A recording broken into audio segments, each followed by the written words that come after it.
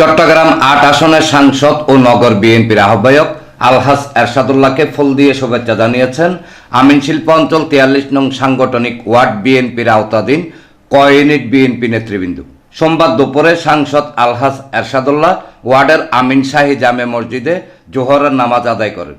পরে ক ইউনিট বিএনপির কার্যালয়ে কৌশল বিনিময় করতে আসলে নেতৃবৃন্দ তাকে ফুল দিয়ে শুভেচ্ছা জানান।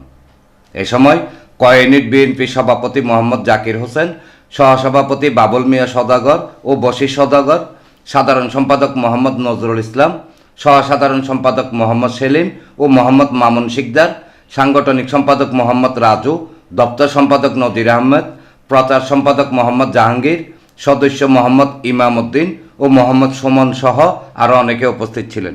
ডেস্ক রিপোর্ট, প্রগতি 24 টিভি।